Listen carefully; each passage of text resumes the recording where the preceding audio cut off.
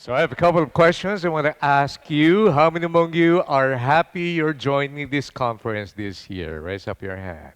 Fantastic. Now the next question is, are you happy your schools have sent you here? Lilia and I were celebrating our 38th wedding anniversary this year.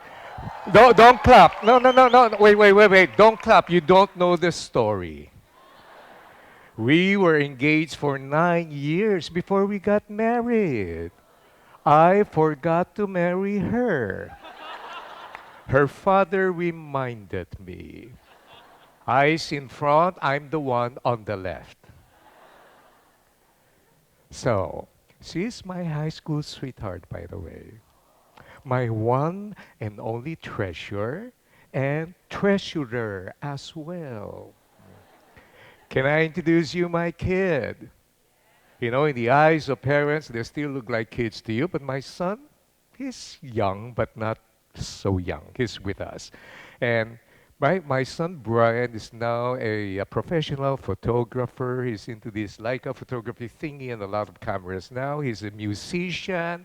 He's very, very single, but no longer available. Brian, stand up so people can get to know you. There you go.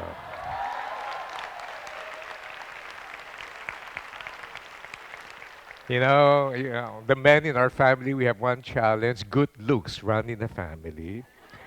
My daughter Hannah just got married last March. I'm still getting used to the fact that she's no longer with us. She makes her own fashion. She makes her own wedding gown. She's getting to be very famous. She's doing wedding gowns and cocktail dresses. Her specialization is embroidery. I think about 6.5 years ago, we sent her to Paris where she studied embroidery in a school owned by House of Chanel. And we have not yet recovered our investments yet. Long ROI. And she's dressing up our local Filipino personalities and celebrities. My youngest, Rachel, graduated multimedia arts. She's now working for the best boss in the world, her daddy. Sweetheart, stand up so people can get to know you.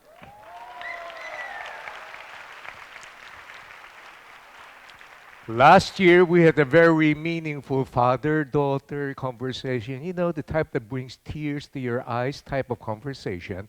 And I said, sweetheart, you've been serving your dad so well, I have decided to increase your salary. And she looked at me and she said, Dad, what are you talking about? I'm your daughter, you're my father, you don't have to do that. She said, I want profit sharing. That's confidence, isn't it? And technically speaking, now she runs my consultancy company. And the day she went on board and started running my company, my business increased threefold. That's confidence in action. And this is now my fourth time to be with this or conference. And every time I'm here, somebody eventually, oh, this is the special member of the family. And every time I come to hear this conference, you know, inadvertently, somebody would approach me and say, Sir Francis, this is not my first time to hear you speak. I remember in Manila, Philippines, where I come from, there's this very pretty girl who approached me and said, Sir Francis, this is not my first time to hear you. I mean, is that right? When was the first time? And she said, that was when I was 10 years old. Shut up. Do you find a lot of different confident things happening all over the world? Now, my job here is to talk to you about inspiring confidence so that we can make a positive change in whatever sphere of influence we are in. Are you ready to learn? If you're ready to learn, say, I am ready. Good. Now, the world carries so much uncertainty. As the previous speaker spoke and I was listening to him, it's not a very easy topic to discuss, but the world now is full of uncertainty. I'm a business consultant. Business people are scared. Anything can happen anytime. When I fly back on Monday, Tuesday, I start doing a series of runs with with our country's top logistics company.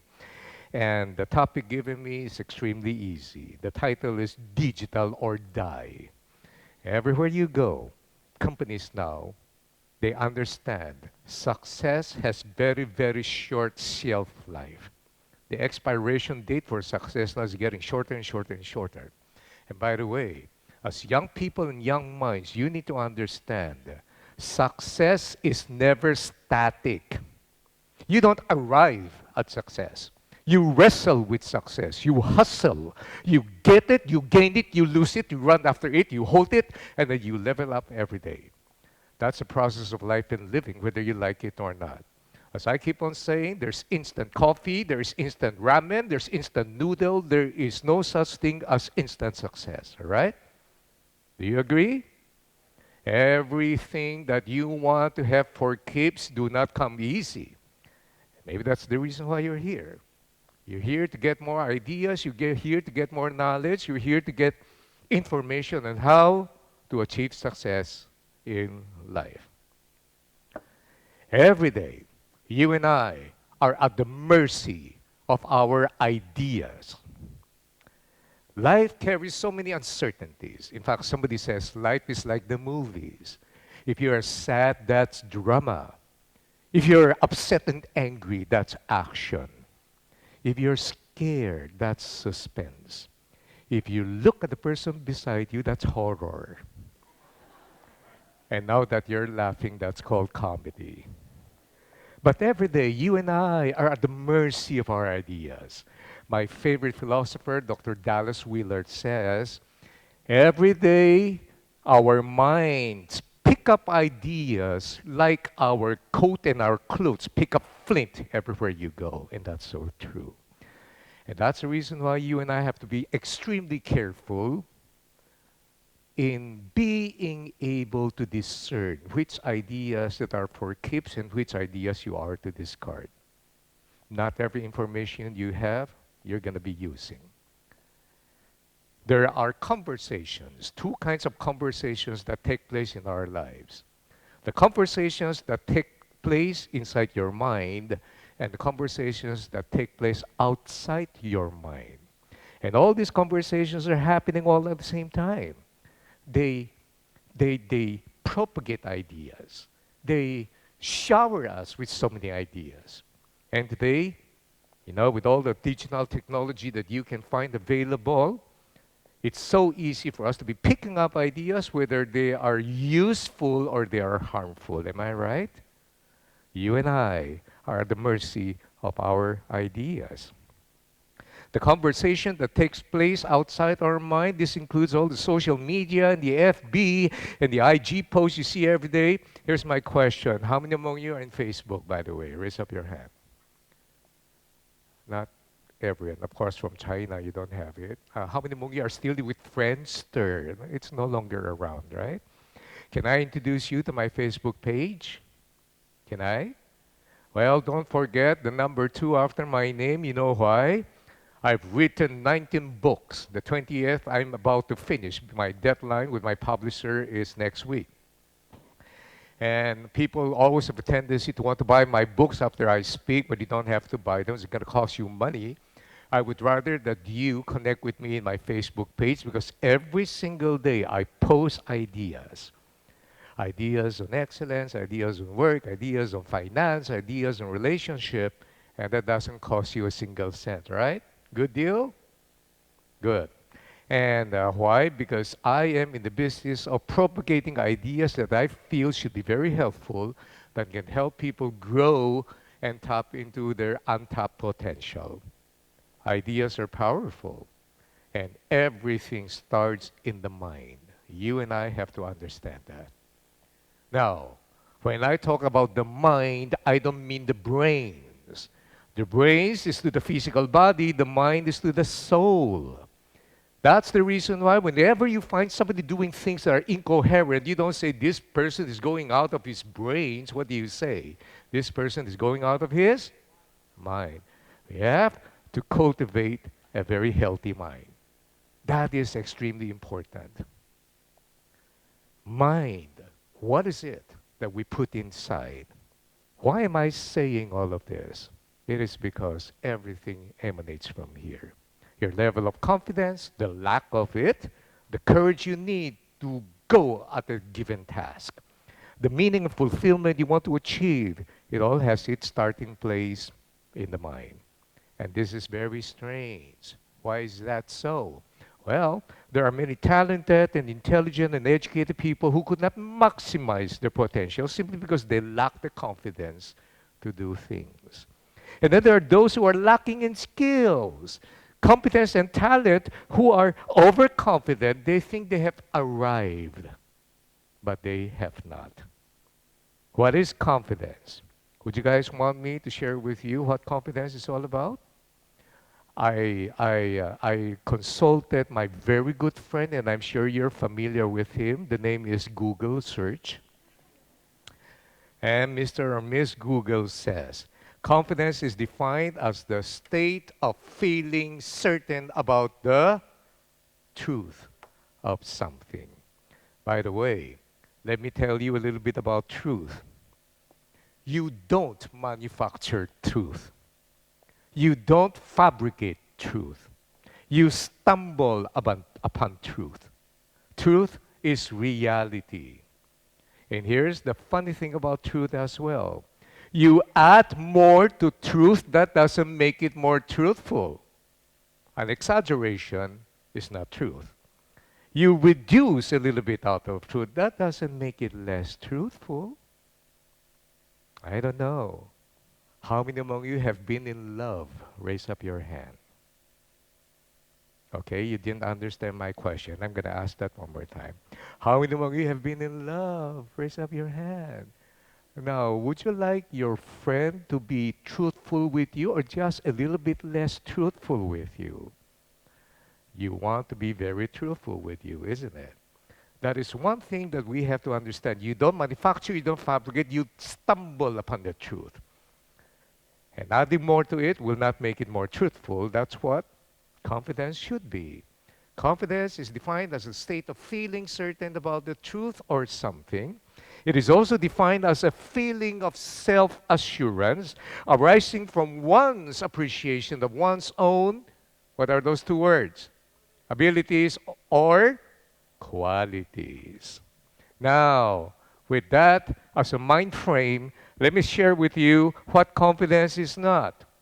Confidence is not arrogance. You cannot even say that there's a thin line between the two. No, it's worlds apart.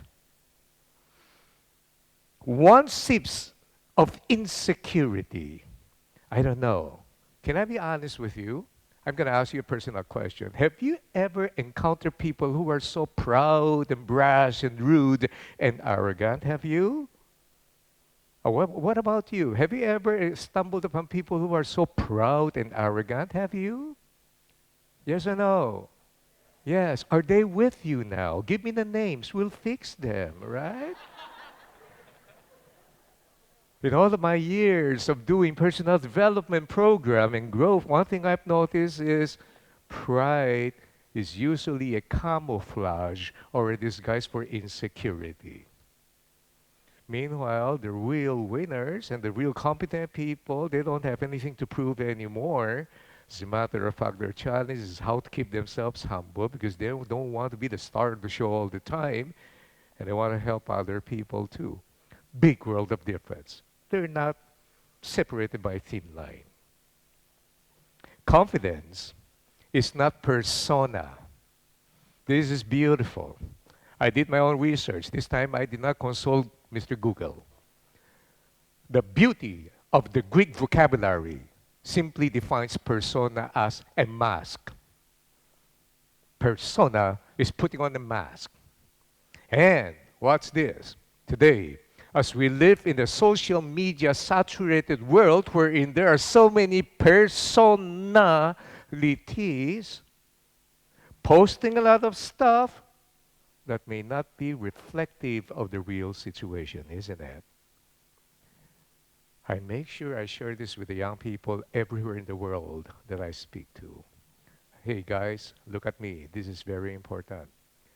Facebook is a billboard, not a diary.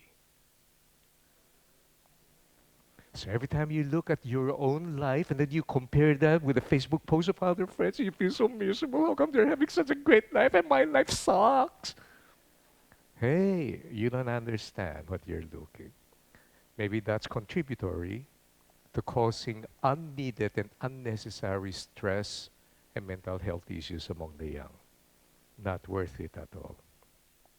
The reason why my Facebook page is so important because as of last count, God has allowed me to use my Facebook page to gently and through the process patiently guide 12 young people not to push through with their plans to take their own life. I've met 4 of them. I personally, thank you.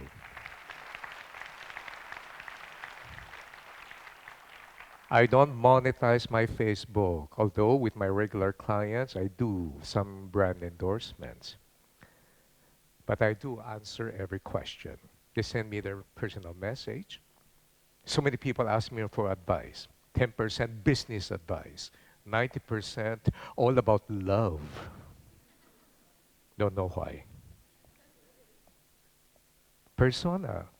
Confidence is not persona. Now, persona meaning mask, you can only pretend for quite a time, but the reality of life will always reveal itself.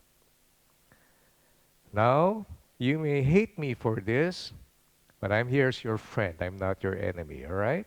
I gotta say what I feel should be heard by the young people now. Here's the key. Confidence is not creating a personal brand. Personal branding has been a business concept introduced by a business guru that I personally look up to many years ago. His name is Tom Peters. He's a business guru. He says in any company that you're working for, you inadvertently create your personal branding because of your skills, your attitude, and your disposition. So you might be known as, what's your name, sir? Pratik. You may be known as Pratik. What's his brand? He's always late for work. That's a brand. You may be known as, what's your name, ma'am? Jess. Jess is a reliable person. That's the personal branding that he was referring to. Today we have a problem. We have some people teaching you, hey, quit your job. Man, that doesn't bring you anywhere. Be a YouTube star. Use your selfie and then shoot yourself and be a personal brand. Be a social media influencer. Be an SME. What is SME? Subject matter expert. We only have one problem. You don't know any subjects. You're not even an expert.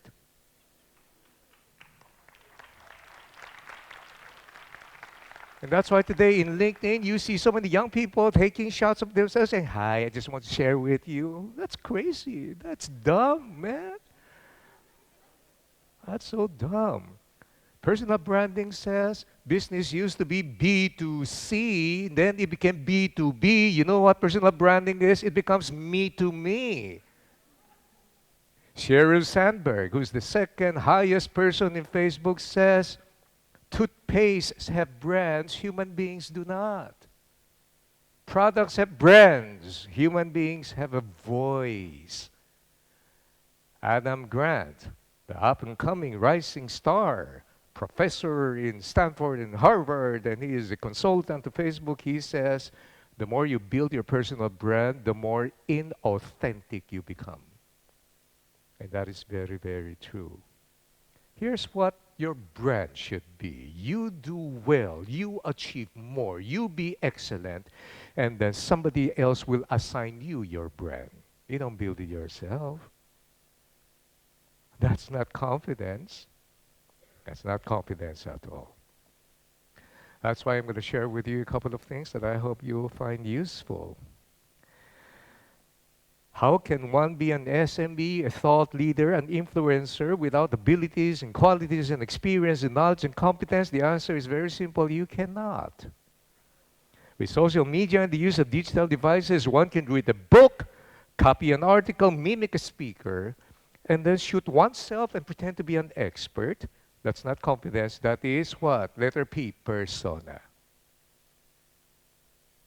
Now, what about young people now failing to understand the old adage of the great advertising legend David Ogilvy, who says, effective advertising only makes a defective product fail faster. Isn't that true? You advertise yourself all over the place, but you don't have it within you. You don't have content. You don't have expertise. You depend to be a subject matter expert. The more effective you are in branding yourself, the faster it is for a defective product to fail. And that adds on to the pressure of depression as well. Not good. Here's another problem now. Misplaced confidence. I hear some young people, this is now becoming a serious problem with parents. Young people now approach their parents and say, Ma, look at, look at Bill Gates, look at Steve Jobs, look at Mark Zuckerberg. They all drop out from school and they become the richest people in the world. Why should I go to college? Have you ever heard people say that? Young people that approach me with that. I say, look, and my response is, that's so right. That's so true, right? Mike, Bill, and Steve Jobs, they all drop out from school, and then they now become some of the richest men in the world. But the question here to consider is, from what school did they drop out from? Oh, Harvard. You can't even qualify and you're thinking of dropping out. Go back home and do your assignment, will you? And by the way, here is a philosophy you need to understand. Before you can drop out from Harvard, you first have to be in Harvard, don't you? Misplaced confidence. That's why you have to be very, very discerning and try to figure out what's happening right now. There's always a process behind success. Never forget that. There's always a process behind success. Let me give you two qualities of a success that you and I need to know. Now, my daughter, who is now my boss, she knows me very well. I have a knack of not following the script, and sometimes just before I stand up, I'm going to change my material, right? I'm going to pull out this material from my level up leadership program and share with you. That's not supposed to happen, because if you're going to attend that seminar, you're going to pay a fortune for that, right? But because I love you guys, I love this conference, I won't charge you extra. Is that okay? But after the talk, stay behind. There will be a passing of the basket for tithes and offerings. So here's my point, huh? Let me give you ideas about success. Number one, success has to be sustainable. And number two, success has to be replicable. Success has to be sustained over time. And success has to be able to multiply and grow. Without sustainability and without growth, that's no success. That's a fluke. That's a freak accident of nature. And that's why in the field of entertainment and music, you have what you call one-hit wonders. They come out with a hit song, and then tomorrow they're gone. You don't want your success to be like a comet. Flies into the beauty of the skies, and then you look at it, and a few hours later, it's gone. You want your success to be like stars, always there. And then later on, as you look deeper, there are more stars in the offering. Think of your mind as a large room with limited space, actually. Why? They're always constantly battling each other. We have thoughts. Our thoughts are noisy chatters all the time. The thoughts in your mind are more important than the things in your life. Always remember that. Your thoughts equal reality. You are becoming tomorrow what you are thinking today. And so, are you guys okay? Are you learning something? This is the part where I end my introduction.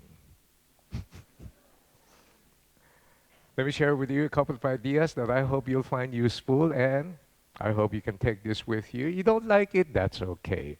You know what? One thing I've learned is listening to speakers, reading a book, and watching a movie is like eating fish.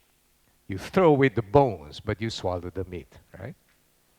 But answer my question. Have you been learning much in this conference so far? And after you've learned so much, when you go back home, can you spread the good news to your university, to the universities, and encourage more people to attend sessions like this, right? This is infinitely more important than game shows or variety shows that suck our resources in terms of time, energy, and attention. Let me share with you some ideas that I hope you'll find useful in order to build our confidence. Number one, confident people are lifelong learners. There's no exemption there. In the face of rapid changes happening around us, you and I are left with only two options. In a world that is constantly changing, you can either stay learned or you can continue learning. Well, I find myself never getting still. I just need to learn again and again and again and to get more information and to study more. I thought the moment I got my diploma from school, my study days are over. That was the biggest realization I had. Now the real study time begins. Every time I had an opportunity to talk to educators, this is what I say. What happens to you? Are you just dumping information on your students, wherein by the time they get off from school, the information they got are all irrelevant and impertinent? My challenge to educators is always this: how do you equip students to carry the capacity to learn, relearn, and unlearn? Well, the futurist Alvin Toffler was right all along. He says the 21st century illiterate is no longer one who cannot read and write, but the 21st century illiterate is one who does not have the capability to learn, relearn, and unlearn. And that's why in school, when all you do is copy, cut, paste, in school, when you do shortcuts, you miss it. Well, lifelong learner. How many of you love reading books? Raise up your hand. That's good. That's so encouraging. But it all depends on the kind of books you're reading. Now, many years ago in the galaxy far, far away, I heard one of the business speakers say this: 5 years from now, you will be exactly the same person you are today, apart from two things. Number one, the books you read. And number two, the friends you meet. That's so true, isn't it? If you happen to love books, books that teach you, books on biographies, books of great men and women in history that were able to overcome their adversities, that makes you tough and that makes you strong and you're wiser. Am I right? Am I right? Now, if you keep on reading books about vampires, that's going to make you Walking Dead, right? There's only one problem with Walking Dead. Walking Dead people are brain dead, man. You got to care. You got to be very careful with the kind of books you read, because the information that enters your mind will somehow affect the way you live, the way you speak, the way you think. Somebody says this: hey, there was a survey many years ago when I went to New York and attended the book expos. One speaker said, women learn best by reading. Men learn best by listening. In other words, if you can't be a bookworm, you got to be a tapeworm.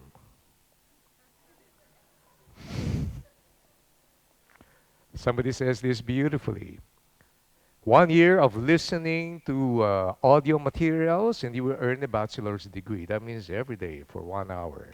2 years you earn a master. All in 3 years you get a PhD. Well, there's not much difference between those who do not read, and those who are illiterates, right? And then eventually, whenever I encourage business executives, how many books are you reading? And then invariably, somebody would come to me and say, but Francis, don't you understand how expensive books are? And then I'm going to pull a line that's not my original, but I read it somewhere. Well, if you think education is expensive, try ignorance. You know what? I have a hypothesis. Young people today are so poor with mathematics. There were three young people who invited me for coffee because they wanted to invite me to speak in their school, 13, 14, and 15. I look at the youngest person and I say, can you guess how old I am? And she says 94. I almost choke her. What did you say? 32. Close. I said close. I'm 63 now. All right? And what? Why are you clapping? I'm old, right? Hey, what? At 63, I used to read 4 books in a month. Now I don't have the luxury of time. I only read 1 book. That's when in between flights. But I listen to about 4 or 5 books every month. Every once a year, I attend a very expensive business conference. I call that my sabbatical leave. And this is one thing I want to share with you. Our family was not rich. In fact, I'm first generation entrepreneur. We were poor. And when I started out with life with my wife now, we had very, very little money to live in. And I work up my way through, well, I had a scholarship in school that takes care of my tuition. I remember the times when we would go to the supermarket, and here comes this aisle wherein, I love buying potato chips and all those snacks. And every time we are about to pass through that aisle, my wife will remind me and say, we can't pass through that aisle because the moment you buy some stuff that's going to affect our budget, I'll never forget those days. But when it comes to spending money on books and attending seminars, my wife will say go, and then she'll sacrifice. Today, I wouldn't be here had it not been for the support of my wife in supporting me in studies. All right?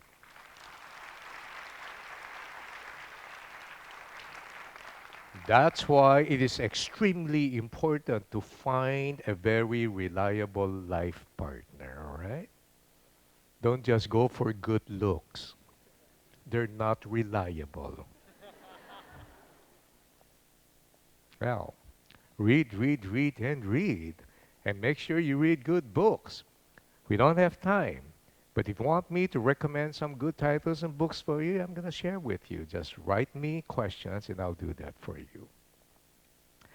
The next thing I want to share with you now is this. Oh, by the way, you have to understand there's a big difference between your generation and the millennials. Well, millennials are getting old. I hate it whenever I find people stereotyping the millennials. They always start with the phrase like, the problem with millennials. Why do you look at them as problems? They are their talents, their potential, right? Every generation have different difficulties with the next generation. Come on, get real. But you know what? One thing I've noticed is the millennials now are getting old. Generation Z is entering the picture. The biggest contrast between the millennials and Gen Z is that Gen Z, to which many of you now are strictly technically speaking, you belong to that generation. You love reading books. And your generation now looks down on the older millennials. Why? Because to you, they're very shallow people. They just do Facebook all the time. And then when you see them doing Pokemon, it doesn't earn your respect. Generations are now changing. But one thing you need to understand is you have to be very diligent in seeking knowledge. Knowledge wants to be sought. Knowledge does not come and interfere and intervene and interrupt you while you're doing video games and binging on Netflix. You got to stop what you're doing. You got to seek out knowledge, and you got to learn. And books offer very good resources. Number 2, confident people are good with people. You got to develop your people skills. Whether you like it or not, you're still dealing with people.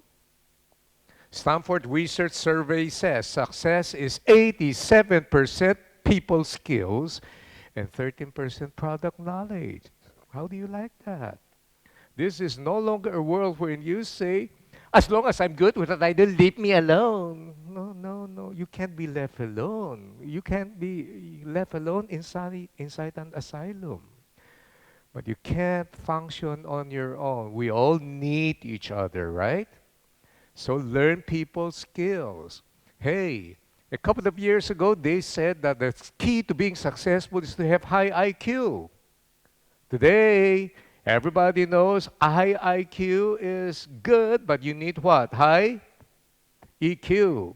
And then today, business people now says in order to be very good entrepreneurs, you have to have high AQ. What is AQ, by the way? What is IQ? Intelligence quotient. What is EQ? Emotional. What is AQ? Adversity quotient. The ability to bounce back. That's where successful business people are. It's not all the time they make money, but they bounce back. It's not all the time they have sales, but they bounce back. And then finally, HBR now, not Francis Kong, HBR, Harvard Business Review says you got to add one more. It's called SQ. What is SQ? SQ, as Harvard Business Review will call it, it's spirituality quotient. How do you like that? Hey, don't get intimidated. Every time you find the word spiritual, it simply means anything that's not physical. Look, I'm a person who loves logic. I respect science, but science is not everything. Science cannot teach you how to have a happy life. Science is cold. Science is factual. Am I right? Can you imagine writing a love letter to someone you love in terms of science?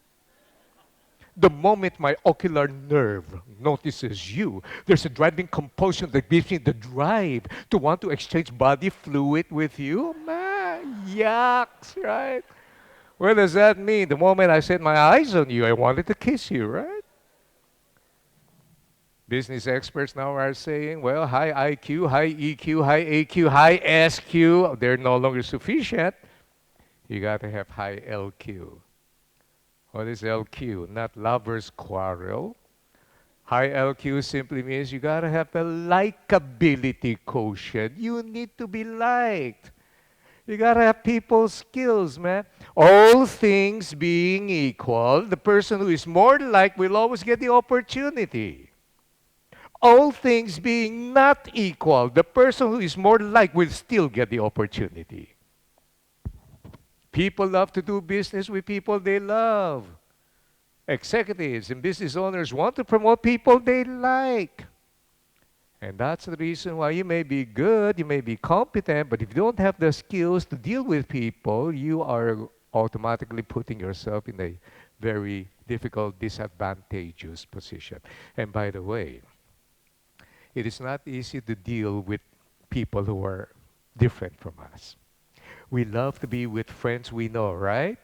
Why? There's comfort. We know them, they know us. But the problem with constantly being in the presence of friends that we know, we share the same jokes, we tell the same stories, we tell the same things. There's not much difference there. But when you find yourself in the company of people who are unlike you may not find it comfortable, but that's really where you learn. That's where you're sharpened. That's where you practice your skills in getting to know people. This is why this conference is beautiful. You get to know people from different countries and different cultures, and there's always things that are common. What? Respect, love, care, isn't it? Learn to have good people skills. And you better master your emotions as well. Somebody says, in major things, there should be unity. In minor things, there should be diversity. And in all things, there should be charity. Learn to respect others. And get people who challenge you to become better. Find yourself in the company of successful people. Have you guys met people you really respect, you love and you respect? You really successful people? Do you have those? Hey, buy them lunch. I'm not kidding. Buy them lunch. Bring them to an expensive restaurant. Let them face the wall so there's no interruption. Huh? Bring a lot of paper and pen and ask them questions. Ask them questions like, hey man, What's your secret? How come a young, good-looking guy like you gets to be so successful in a short time like that? Write them down. Ask them questions like, what are the books you read? Read them. Where are the places you go to? But first, make sure it's safe. Go there. What are the things you do? Do them. If you read what they read, you do what they do, and then you go where they go, you're gonna be successful too. Am I right? Am I right? That's just 50% of the formula. Here's the other 50%. Do you know people who are losers? Do you? Huh? Do you? Yeah, buy them lunch too. They're losers. They can't afford to pay for it anyway. Buy them. Ask them questions like, how come a young guy like you messed up your entire life like that? What are your secrets? Huh? And then what are the books you read? Don't read them. What are the things you do? Don't do them. Losers should give seminars too. But the problem is nobody invites them. You learn from the good, you learn from the bad. You learn from the successful, you learn from the failure. The idea here is discern, understand which one is which. Critical thinking is extremely important now in an age of artificial intelligence. What is critical thinking? Critical thinking is carrying two opposing views in your mind, withholding judgment, doing due diligence, assessing, evaluating each idea so that either idea can be used in its proper time and context.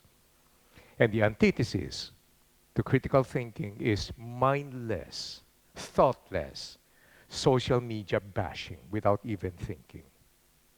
This is the time when we should develop our critical thinking. Again, it's the mind. Why? Artificial intelligence would not be able to do that.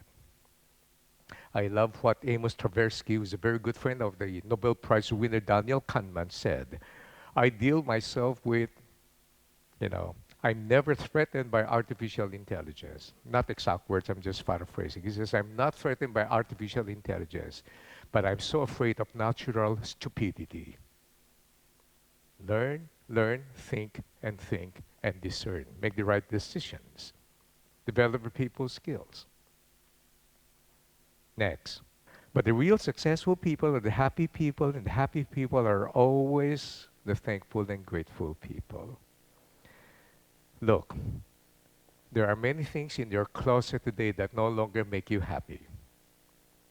But happiness is not in acquisition. Happiness is in being thankful. How many among you are happy? Raise up your hand. Okay. Next question, why are you happy? Oh, we have a problem there. You're happy, but you don't know why. We have to bring you to a safe place, right? Here's one thing I want you to understand. Being grateful is an attitude thing that keeps us being grounded as we achieve success and not being able to see and look down on other people who are just starting on their journey. And being grateful and being thankful propels you to a position to even learn more and more and more and more. One thing you and I need to understand is this. You and I are all experts, but only in different subject matters. We can all learn from one another. And the fact is this, we can't succeed alone, can we? We need other people to help us be successful. There is no such thing as a self-made man. No such thing. That's why every time I read biographies and interviews and magazine articles and this person says, I'm a self-made man. No. There's always someone in our life journey who's been responsible for propelling us and pushing us and encouraging us and inspiring us to be where we are today. Am I right? People who think they're self-made, they die early. You know why? Their favorite song is, I Did It My Way. And the beginning lyrics of that song is, and now the end is near. That's why they die earlier. Consider others better than yourself. That way, we have a student mindset. Always willing to learn and always willing to accept and respect other people's opinion. Be thankful. Somebody says this beautifully. It's not happiness that leads to a sense of gratitude. It is always gratitude that leads to a sense of happiness. Number four, confident people know their purpose and accomplish their mission in life. What's the difference between fate and destiny? Fate is what life gives you. Destiny is what you made out of it. I was listening to tennis legend Andre Agassi speak in New York 2 years ago, and he says, well, I used to be number one in professional tennis, and then I slid down, down, down, down to about 127. I can't get a figure right, somewhere there. And he says, all along, when I was going down and down and down, I blame my girlfriend, and he's got a beautiful girlfriend. She's model actress Brooke Shield then, before he got married to Steffi Graf. Yeah.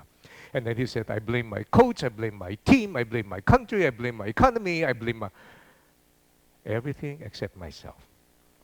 When he went down to 127, he says, there's no other way for me to go, but I'll probably end my own life. That was the time when he decided to do something else. He owned it. And then he says something I'll never forget. He says, there are things that are beyond our control. You can't control your economy, you can't control your family, you can't control your relatives, you can't even control your mother-in-law for those who are married. But what do? You own it first. You have to stop saying, but I was born in a poor country. I was born in a poor environment. I was born poor. You own it first. And then you reconfigure a strategy to deal with each one of it. There's two words for that. It's called leadership perspective. You take charge. You own it. And then you prepare to do something about it. That's why there are three kinds of people in the world. Those who make things happen, those who wait for things to happen, and those who ask, why? What happened? Not a very good thing. People who have a sense of destiny cannot be stopped. They know their purpose and their meaning in life. Earlier, while you guys are busy taking photos, there was one lovely girl, I don't know, from Thailand or from Indonesia, who approached me and said, what keeps you going? Why am I doing what I'm doing? Well, I said, I have a sense of calling. That as long as I'm still useful and my appointment with my Creator is not yet here, I'll continue to do what I'm doing. Maybe that's the reason why nobody can stop me from coming here. This is what I'm called to do. And when you understand your calling and your purpose and your meaning in life, you know what? The purpose for life is not to be happy, believe me. I've met some happy addicts and losers. Blame it on these personalities in their commencement speeches. You gotta be happy. No, wait. Happiness is elusive. Don't pursue happiness. Happiness is simply a byproduct that comes to you when you live your life correctly. The purpose for life is to understand what you were made for. What is my purpose? What is the meaning to all I do? And when you understand that sense of calling, no one will be able to stop you. And then you go with it. I mean, you work hard, you hustle, you wrestle. Sometimes you lose it, sometimes you grab it again, because success is never static. You find your meaning and your purpose, and guess what? You're going to have a confidence that cannot be threatened at all. You won't be intimidated. As I close my presentation, and by the way, are you still with me? As I close my presentation, I'm going to tell you there's a difference between work and a job. Many people in the workplace, they don't understand this. What is job? A job is something you do that you get paid doing it. What is work? Work is the expenditure of energy to create something of value to make a difference to someone or a situation. I'm going to repeat that. A job is something that you do that you're paid for, but work is the expenditure of energy to create something of value to make a difference to someone or a situation. Now, guys, don't be surprised if I tell you this. Everybody should be working, and everybody has work to do. How could that be? Well, before I explain what's this, You'll never be happy until you are productive. Idleness kills a person's motivation for life. But when you're productive, time just breezes by so fast that in just a few moments, what? It's August again? It's humanitarian? I'll be facing another audience. I hope I get invited back, right? And so, everybody should be working, even if you don't have a job. What is work? Why don't we read it together? One, two, three, go. Work is expenditure of energy to create something of value, to make a difference to someone or situation. Now look at me. Here's my argument. Everybody should be working even if you don't have a job. Why? A mother doesn't have a job, but she's working, isn't she? So the question now is, don't seek for a job. Seek for meaningful work. And even if we're not yet there, for the job, where you are, where we are in our own sphere of influence, we can all work. We can expend energy to create something of value, to make a difference to the world. That's what this conference is all about. Well, let me summarize the whole thing and recap. Let me just give you one more. Is that okay? Well, for me, this is what operates best. Confident people are people with an excellent sense of humor. Yeah. People without sense of humor, it's substituted by sense of horror. Excellent people, they're confident people, they learn to laugh with others and not to laugh at others. Comparison is a terrible sickness. Don't compare yourself with other people. Whether you like it or not everything we do will be successful, am I right? But everything done offer lessons to be learned. Laugh it off and say, oh, Francis, you're so stupid. Just talk to yourself that way, right? Make sure nobody's listening. Do you talk to yourself? Huh? Do you? Hey, what about you? Do you talk to yourself? Why? That's okay. You can talk to yourself. Just make sure you don't hear yourself saying, huh? You have a problem. Yeah. We failed. Just ask my wife. Ask her, how many times I failed in business? How many stupid things I've done in my past life? Because of my stupidity, my stubbornness, I don't want to listen to her advice. But over time, I just look at it and I say, hey, what lessons did I learn from that? Now, those lessons now will be your building blocks towards a preparation for a better future. Well, laugh with others. Have a healthy sense of humor. Laugh at stories. Learn to appreciate life. Don't be too serious with life. Nobody has gotten out of it alive anyway. Be serious with humor. And so, here are some thoughts. Somebody says this beautifully. To laugh is to risk appearing the fool. To weep is to risk appearing sentimental. To reach out for another is to risk involvement. To expose feelings is to risk exposing our true self. To place your ideas and your dreams before the crowd is to risk loss. To love is to risk not being loved in return. To live is to risk dying. To hope is to risk despair. To try at all is to risk failure, but to risk we must, because the greatest hazard in life is to risk nothing. The man, the woman who risks nothing, does nothing, has nothing, and is nothing. Well, in summary, confident people are lifelong learners. Confident people are good with people. Confident people are thankful for everything. Confident people know their purpose and accomplish their mission in life, and confident people have excellent sense of humor. In conclusion, life is short, but it is meant to be lived to the full. Life is not a prize, it is a gift. Happiness is inside out, never outside in.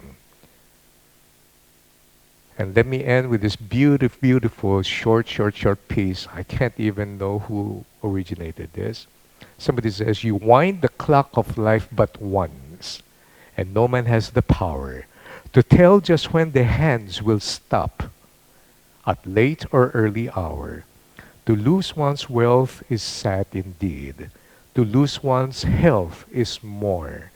To lose one's soul is such a loss that no man can restore. It has been said that when the baby is born into the world, it is born with clenched fists, always wanting to get and wanting to grab.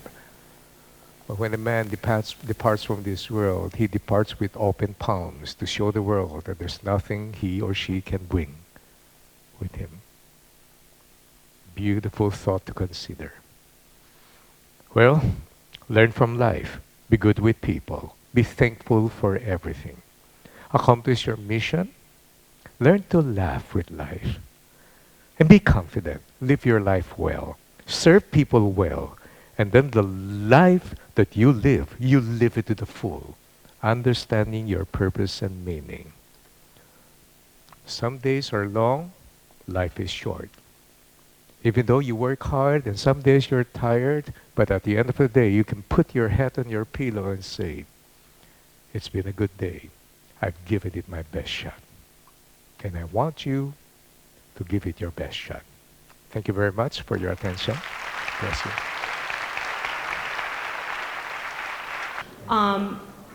But you stated something in the beginning about how reading things that are not classics, that are not of like the great people, will not help us with our confidence. And yet, you brought up the point of like the vampire books, which is, I assumed you meant Twilight. But J.R.R. Tolkien wrote the Hobbit series and or wrote the Hobbit and the Lord of the Rings series, and he is considered the father of modern fiction. And he created 3 languages and 6 subsets of those languages. He created an entire world of his own, and people look up to him as a very learned man. So I was just wondering, how are we expected to be confident if the paths of confidence that you're proposing don't seem to allow creativity? As a matter of fact, J.R.R. Tolkien's together with C.S. Lewis, they're the best of friends. They call themselves the Inklings. And every lunchtime, they will meet in the pub in Oxford Village, which is called the Eagle and the Child. Do we have that? Okay. And I admire them both. J.R.R. Tolkien is the person who has created a unique language in his own novels, right? But if you understand carefully what they've been doing deep within the fiction that we call our lifelong values and lessons that can help you to become better. That's the reason why I am recommending, in fact, I sent all of my 3 kids to Oxford University to finish a study and a course on philosophy and apologetics, in which Dr. Ravi Zacharias is now called and referred to as the 21st century C.S. Lewis. Their books they devour like crazy. And those books make you creative in the right way. There are many books that can make you creative, a creative killer and a creative serial killer or something. But there are books now that makes you creative without compromising your own values. That's Is what there I really a recommend. right way to be creative? Well, in the first place, you need to understand what is the meaning of creativity.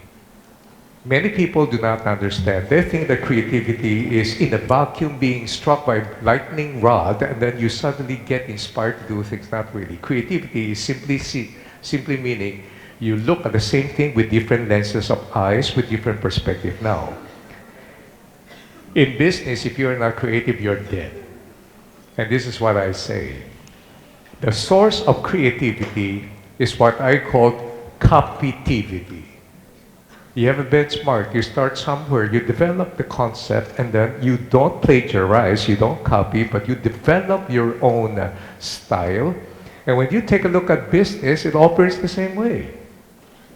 Japan copied from Germany in terms of machineries at that time.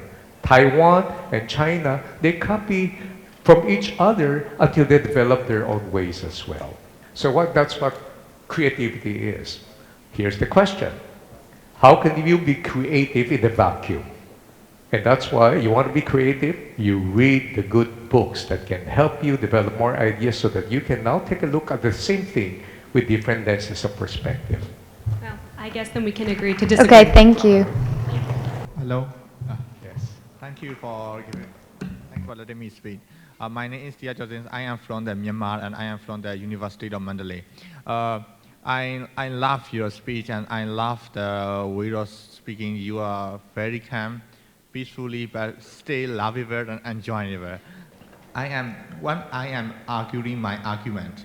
I am not coming down and firing up and I look aggressive. You look aggressive. Aggressive. Okay. So how can I calm down and like you, how can peacefully talk? So how can you look calm while speaking? Is that what you're trying to say? When giving a Yes. presentation, how can you appear to be Yes, calm? yes. Okay. Oh, you don't look aggressive to me. In fact, you look very calm. Well, Yeah. if there's one thing that can really help, if this is in the realm of public speaking and communications, the best way to be calm and not just appear calm is to smile a lot. Next is do not be afraid to look at the eyes of your audience. But the underlying system there is this. I'm not here to flatter them. I'm not here to cheat them. I'm not here to steal from them. I'm not here to sell them anything. That means maybe I have something that will be able to help them. And so that can calm your nerve into saying that, and by the way, how many of you can speak in public? Raise up your hand. Okay. There are only a few people who can speak in public. You know why? There are 3 fears to every human being. Number 1, the fear of dying. Number 2, the fear of speaking in public. And number 3, the fear of dying while speaking in public. So, with a self-assured confidence, knowing that, hey, here's another key you have to understand. The person with the microphone is the person with authority. Yes. Okay? So when you're there, and you're not there to show off, you're not there, but you're really there sincerely with a clear intention to help, then just smile, and then take a deep breath, look at the person now, depends on the faces. Sometimes there are faces that will scare you. But in the crowd, there will always be someone who will say, yes, look at that person all the time. And then just give your thing. You're calm, you're okay, don't worry about it. Thank you. You're welcome. Thank you. So my question is, how in those instances and times when you're grappling with success or change or whatever you're hoping for, how do you remain confident and still have all these values of a confident person when you don't feel confident or you're in situations that make you feel unconfident? Well, first you need to have that's a very good question, by the way. And since you're clapping, go all the way, all right? First, you need to cultivate the knowledge of understanding that life is a collection of triumphs and tragedies, right? So, in all things, you can't have successes without failures. As a matter of fact, the journey of getting to your success depends on the many lessons you learn from your past failures as well. With that in mind, you just have to be warned with this warning. When we're happy and we're successful, don't go into hubris. Hubris means suddenly you think everything will work your way. And then you become arrogant on your past successes because many businesses fail that way too. And then you try to remember where you came from. When you're down and things are not smiling favorably in your direction, you don't give up hope. And you understand, life is cyclical, life is seasonal. This might be a very good opportunity for you to learn lessons from and prepare yourself for better things. But in between, do you ride the bike? Bicycle? Do you do bicycle? Okay. Well, how many among you ride the bike? Do you continue pedaling? What happens when you stop pedaling? You get off balance and then you fall off. Life is like a bicycle ride. You keep on pedaling, you keep on hustling, you keep on moving, and you just keep on learning at the same time.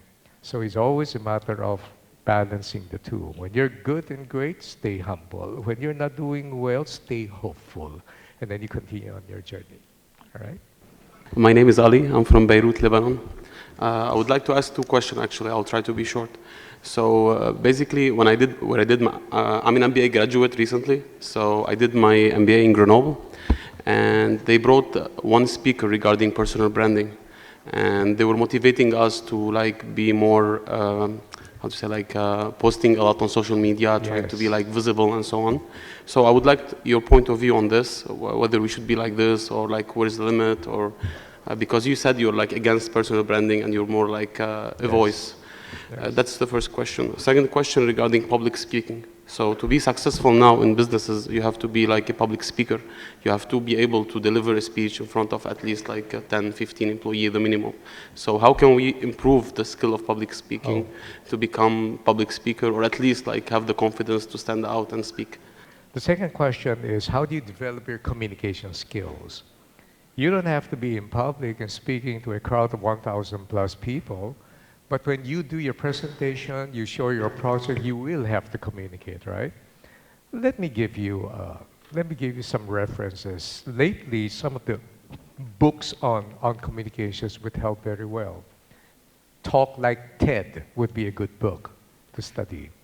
Now, the same author has come up with a new book. It's called The 5-Star something something. I forgot, but just look for the same author with his latest book. But the key principles are the same. Whether you talk to 1,000 or you talk to 1 or 10, it's the same thing. You can learn lessons from there. Be effective in your communication skill. Why? Effective communications is the lubricant, especially for execution of ideas. Makes execution a lot easier when the ideas are fully understood and well expressed. Let me answer your first question. These gurus teaching personal branding call themselves entrepreneurs. They're not. When you say, okay, I'm going to do something in YouTube, suddenly, well, what? You do a crazy dance number and you get views and you get hits. That's not entrepreneurship. You have a gig. Entrepreneurship means taking risks, developing business. Business deals with resources. You have men, machinery, you have market, you have transfer technology, you have a system. They don't have all of those. What they have is, well, you know what, let me give you my views and so forth and so on, and maybe for a while, you might hit it. What those experts do not say is the number of millions of people who never made it. They will showcase 5 or 10 successful models, and that's enough to inspire you to quit your job and then be a YouTube star. What they don't show you is the number of millions of people who've been trying out it and they're not doing it. It's the same thing. Bring it back to the early days of being a blogger. There are so many speakers saying, hey, quit your job, be a blogger, earn millions. There are millions of bloggers out there who never made it. They're there, but they cannot monetize it. It's not a lifelong career because it does not build competence. Well, somebody says delivery is queen, content is king. But what content will you be able to produce when you don't have life experience, you don't have knowledge, and you don't have real-world ability to... That's also the reason why I've been telling my clients, never pay money to hire a theorist to do training for you. Get practitioners. And more progressive schools now, they're getting practitioners to be professors in their courses rather than just getting full-time people who have never had experience in the workplace. Experience is very important. Hi. Hi. I come from New Zealand, and in our society there's this really poor culture of what we call tall poppy syndrome, which is essentially when you have somebody who's in a high-powered position and they are confident, but most people will cut them down. And it's quite common for people to engage in conversation about these people in a very negative way, and it erodes your inner confidence, because when you're trying to achieve these things, you know that people will essentially be judging you in the same way. So I want to know how to overcome that, and like, I don't know if you have to ruin friendships or what the process is, but how do you know that what you're doing is right and that you're not going to be seen as arrogant instead of confident?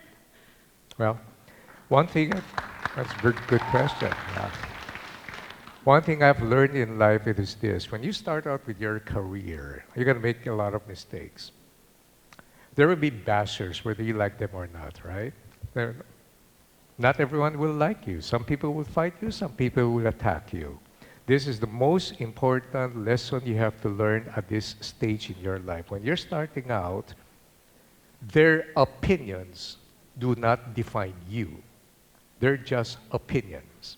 And the most important thing you need to understand is your main focus in life is not to please them. Your focus in life is to make good at what you do.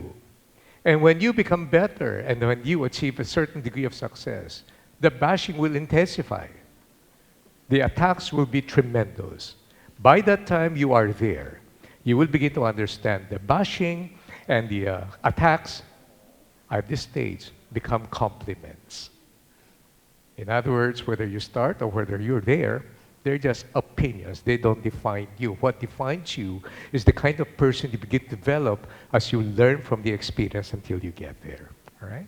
You said that we should put down the books and stop watching Netflix and pick up books to learn. It was quoted on your slides about that. Are you saying that video games and Netflix have no learning potential, as in video games and videos have no learning potential?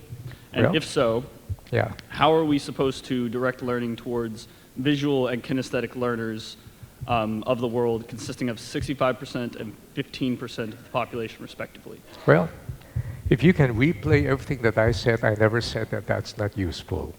What I did say is that reading books and finding things can be useful for you if you will compete that against watching and binging on series that will not add value to you, then you're on the losing end. Why? Time is finite. The secret to business and the secret to life and living, they're the same. There are two words. It's called resource allocation. Your time, your energy, your attention, they are resources. Where do you allocate them? I watch Netflix, ask my wife, but I'm very careful with the movies I watch. I watch movies that can inspire me and I can learn from it. I play video games, but only one game, NBA. Only one team, Warriors. And I make sure I win all the time. You know how I play that game? I'm a writer. Every time I can't write anymore, I don't force it. That's called writer's block. I stop. I shift to playing games. That is called active resting. And then afterwards, I can go back, I can continue my work. In other words, whether it's, let me just put it this way. Entertainment distracts. Education engages. You got to make sure you are using your right resources in adding value that may make it useful for you to achieve your success goals, rather than just being distracted all the time without having any value at all. That's a total waste of resources. So maybe I wasn't clear with my presentation, but now that you've asked it, thank you. I hope that's clear. Thank you. Okay. Yes.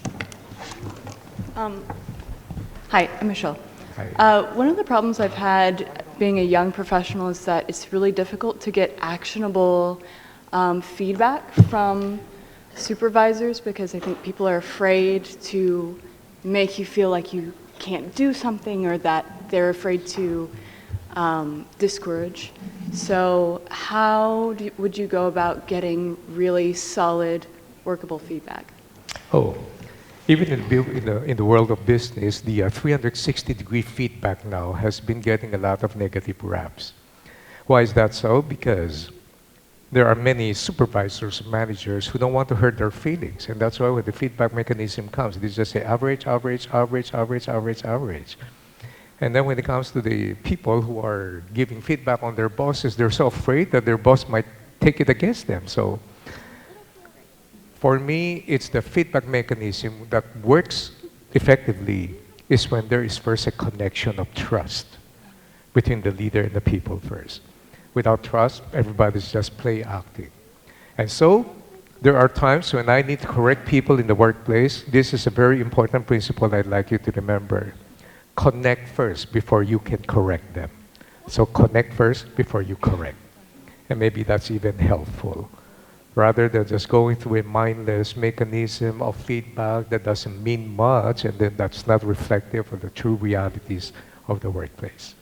And always be very sensitive. Try to study the body language behind the conversation as well. So you need to have engagement with that person. And here's the beauty. We can certainly influence the people above us. That's what makes management and leadership totally different. And when experts don't understand the difference, they get confused. And so I hope that answers your question. Yeah.